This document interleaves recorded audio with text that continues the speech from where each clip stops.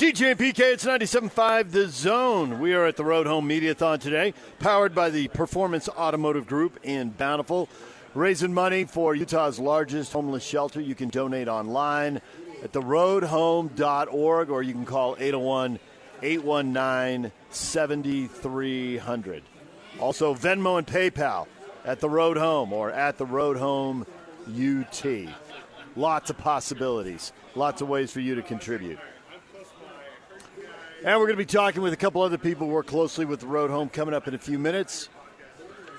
But right now, we're going to talk a little Utah Jazz basketball with David Locke. The Jazz picking up a win in Detroit, now off to Brooklyn.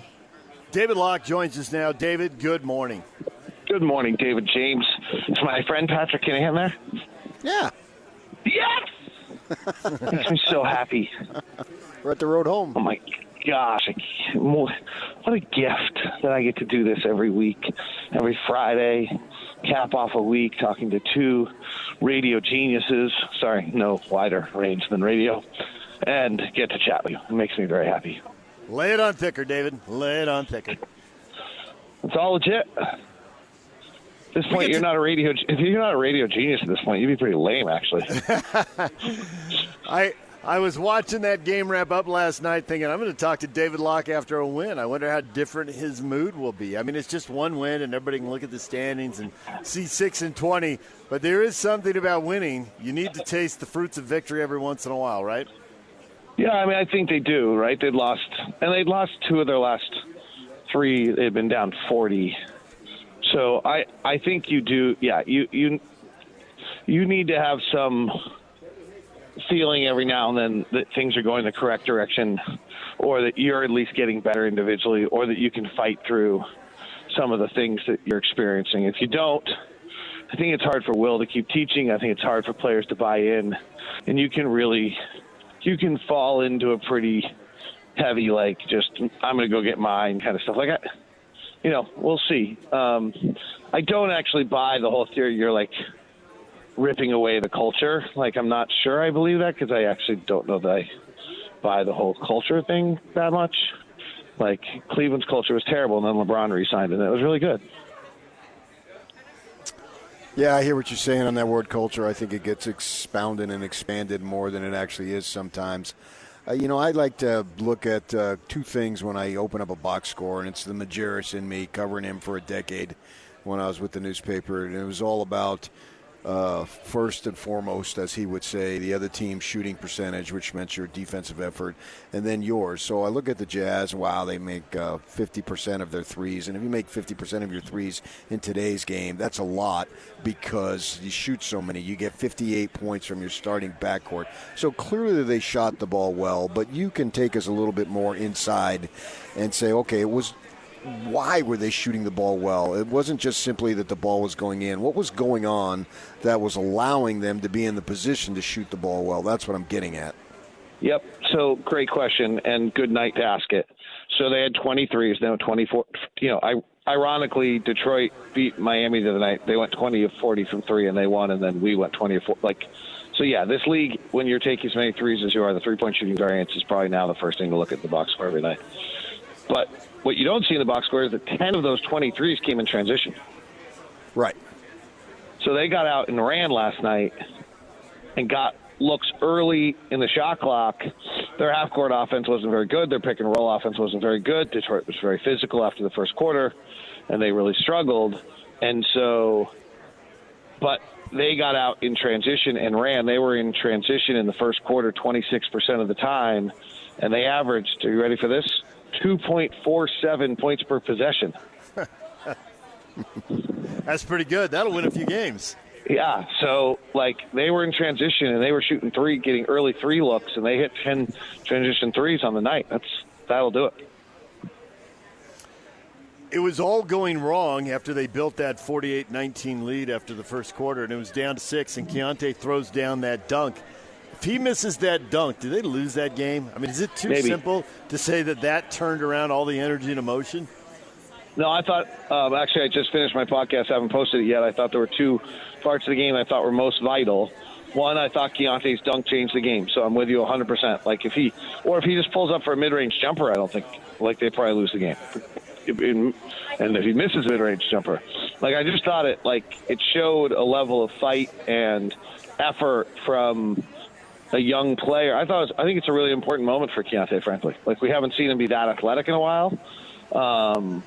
And there was a level of I've had enough. I'm going to fight this, that I thought was pretty fabulous at that moment. So I did think that was a pretty important moment of the game. The other one that I thought was just the opening of the third quarter. It's much more mundane. But, that momentum was – they kind of closed the second quarter, got it back up to, I think, 12 or 14, maybe 14 or 16. And they just immediately took it out to 19 or 21. They didn't wait to see how Detroit was going to treat them. I kind of expected this group to, we'll see what happens and react off Detroit. And there was none of that. They came out right in the third quarter, hit some shots, but they were initiated. They got out early. They ran a little bit again. And that, to me, was those were the two biggest moments of the game. Will Hardy's point after the game was that, there was just chaos, right? It was just a weird, guys are squaring up on each other. Fans are yelling at players. Keontae's being held back by security from a fan who's cheering him on because he got hurt. There's guys are going down every play, technical fouls, officials were all over the place. It was just kind of an unfettered mess. And that's not an environment where these guys have really held their own very well recently. So I thought that's kind of the point of the night, is that in the midst of all of that, they kind of handled it and grew up a tiny bit, and that's pretty important. I love it when Jordan Clarkson puts up his dukes. And anytime that happens, has this guy got training in boxing, or is he just a wannabe? I don't know. I have no idea. But Holland went first, actually. Though Jordan kind of flinched his shoulder, but I thought Holland went first. That whole thing was kind of strange. Yeah, I'm wondering what. And they both got ejected, right? And yeah, I don't think you can square up in the NBA and not get ejected anymore. Yeah, but I'm wondering what McHale and Rambis think about that. Right. Well, I talked to Rick Mahorn afterwards, so that's about as good as McHale and Rambis. As I talked to Rick Mahorn afterwards, he thought, his point is you're inevitably going to get fights now because they just won't let you be physical. The guys are so offended now when anyone is physical, and the game gets like it was last night, that's what happens. I don't know if I totally buy that. I mean, that was kind of a weird circumstance, but I get what he's saying, is that we just, we don't allow that kind of physicality very often. I don't know the answer on this, by the way, because no one's talking about. So at this point last year, the league changed the way it was calling things, right? And so they stopped calling fouls on drives to the basket because players was too offensively advantageous. The indirect impact of that is all these threes, right? So, it's interesting to me, the same people who are complaining about threes are also the same ones who are complaining, well, the game's not physical anymore, and you don't let them defend guys. Well, if we do make it so that when you drive to the basket you can get mugged, or that it's just as physical, or we stop freedom of movement, then what we're going to create is a game where you just shoot threes every possession. Because it's the only time you can get a look. Yeah. You see what Patino said? That he thought they should allow hand-checking more now, reinstitute it, because he think that would reduce the number of threes. What's his logic? You wouldn't be able to get into the paint on a dribble drive? It's along what you're saying in that, talking about the lack of physicality, to reintroduce that more. Yeah, the guys are so big defensively now. I just think you wouldn't be able to move. I don't know. You know what? This is crap. Here's why. Why?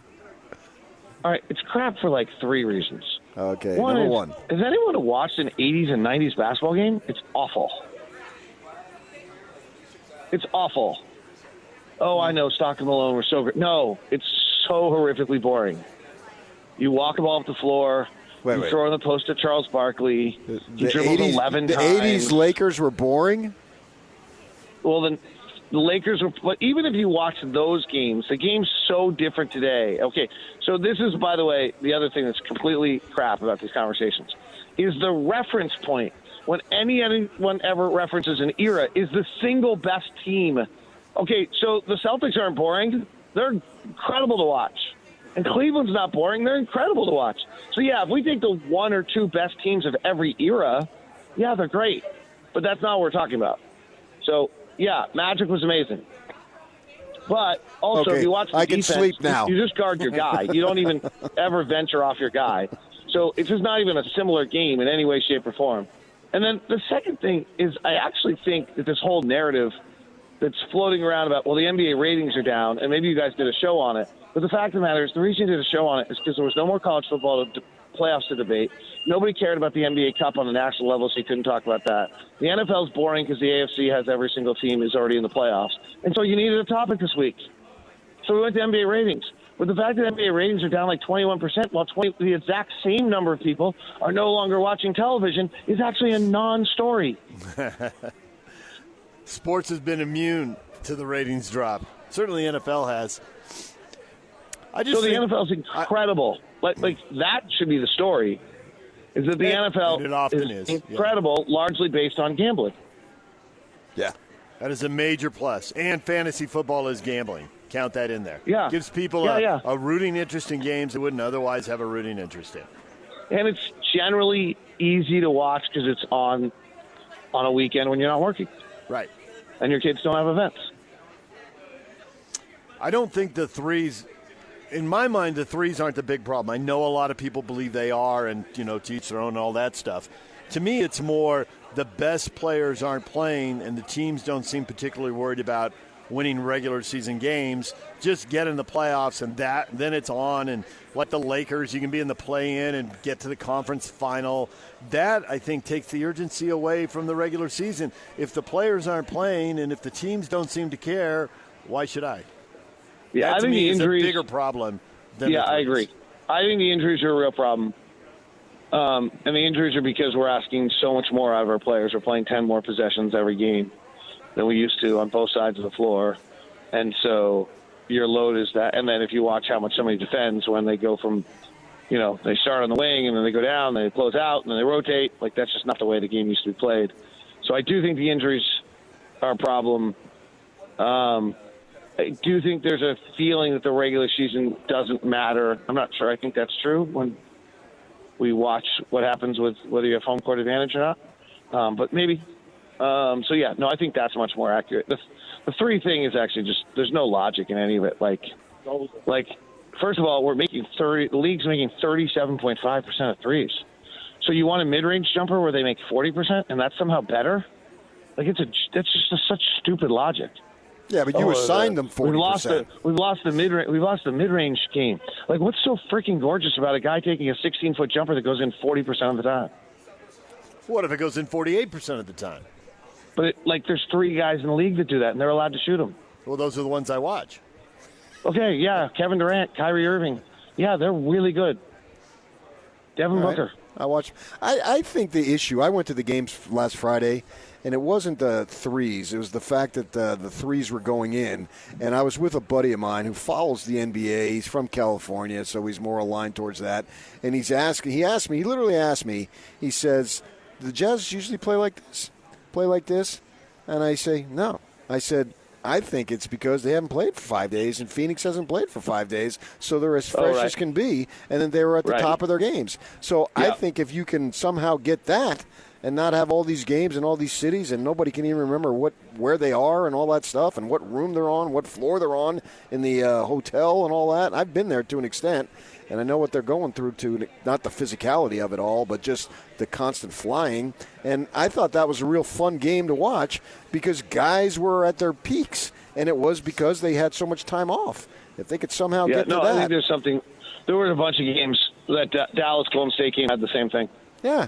There were some games that didn't too, but so I'm not sure it was universally better. Well, that Jazz Suns game, I attributed to the fact that they were fresh. No, I do too, and I would really suspect we don't shoot well against Brooklyn, right? That was a pretty physical game. We're turning around going two time All right, zones. David, we'll stop right there for now. Okay. We appreciate your time, safe travels, and we will listen to you from Brooklyn on Saturday. All right. Talk to you soon. You're great. Thank you, David Locke, radio voice of the Utah Jazz, DJ and PK. We are broadcasting live right now from the Road Home Mediathon. It's powered by Performance Automotive Group in Bountiful. A woman who's worked on this issue her entire life is going to join us next. She might even know your wife, PK. There is a chance. We will get to that next. DJ and PK, it's 97.5 The Zone.